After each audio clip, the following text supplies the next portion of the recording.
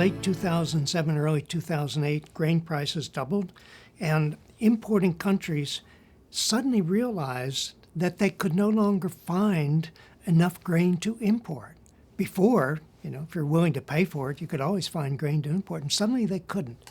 And they sort of panicked. And what this led to was governments looking for land in other countries that they could buy on which they could produce food for themselves.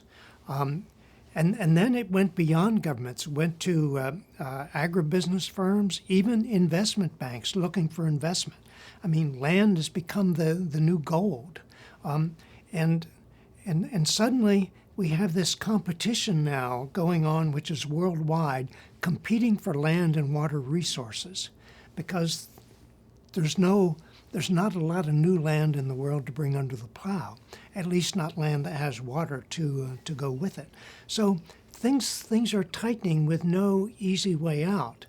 And on the technology side, we now have seen several countries, several agriculturally advanced countries, reach what I call the glass ceiling, where their yields are going up and suddenly they plateau. We've seen this for rice.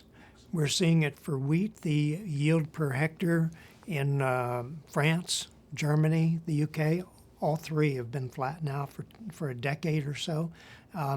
And we don't have anything else to do. Once you've designed the corn or the wheat plant to be as efficient as possible, and once you're making sure that all of its nutrient needs are satisfied and there's enough soil moisture, then there's not much else you can do.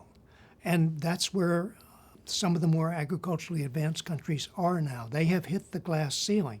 So we're not going to get any meaningful future growth in rice production in Japan or wheat production in France, for example. And more countries are going to hit that glass ceiling. So that's another constraint on efforts to expand food production.